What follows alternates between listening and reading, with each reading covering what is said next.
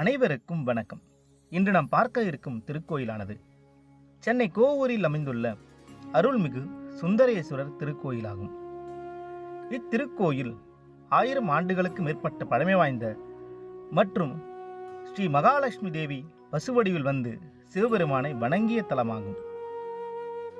இத்திருக்கோயில் ஆரம்பத்தில் சுந்தர சோழ மன்னனால் கட்டப்பட்டு பின்னர் குலோத்துங்க சோழ மன்னனால் கட்டுமானங்கள் நிறைவுபட்டதாக கூறப்படுகிறது. தெற்கு நோக்கிய ராஜகோபுரம் கம்பீரமாக காட்சியளிக்கிறது.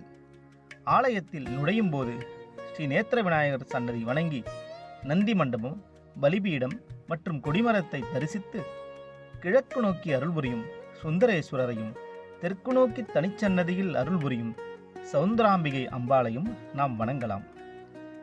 கஜபிருஷ்ட வடிவிலான விமானத்தின் கீழ் இறைவன் லிங்க வடிவில் காட்சி தருகிறார். இத்திருக்கோயில் சென்னை நவக்கிரக தலங்களில் புதன் ஸ்தலமாக விளங்குகிறது. தலபுராணத்தின்படி மாங்காட்டில் காமாட்சி அம்மன் சிவபெருமானை அடைவதற்காக பஞ்சாங்கினி தவம் மேற்கொள்ள அந்த தவத்தின் வெப்பம் உலகை வாட்டியது.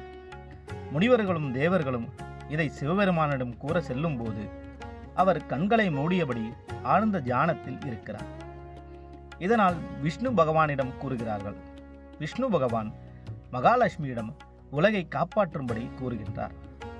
ஸ்ரீ மகாலட்சுமி பசு வடிவில் இவ்வூருக்கு வந்து சிவபெருமான் கண்களை திறக்க வேண்டி வழிபடுகிறார். அவரது பிரார்த்தனையால் மகிழ்ந்த சிவபெருமான் தன் கண்களை திறந்தார். அதன் பிறகு அவ்விடத்தின் வெப்பம் தணிந்து உலகம் குளிர்ச்சி அடைந்தது. ஸ்ரீ மகாலட்சுமி பசு வடிவில் வந்து இவ்வூரில் வழிபட்டதால் இவ்வூர் கோபுரி என்று அழைக்கப்பட்டது.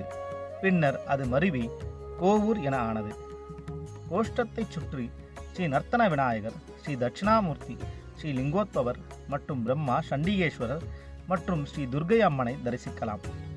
கோயிலின் கருவறை மற்றும் தூண்களில் காணப்படும் கல்வெட்டுகள் ஆலயத்தின் தொன்மையையும் வரலாற்று பெருமையையும் எடுத்துரைக்கின்றன.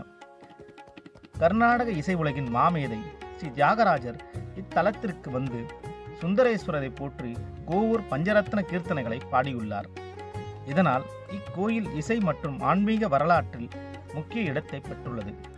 அருள்மிகு சுந்தரேஸ்வரர் சௌந்தராம்பிகை அம்மனின் திருவருளால் அனைவரின் வாழ்க்கையிலும் நலமும் வளமும் பெருக இறைவனை வேண்டி வணங்குகின்றேன். நன்றி, வணக்கம்.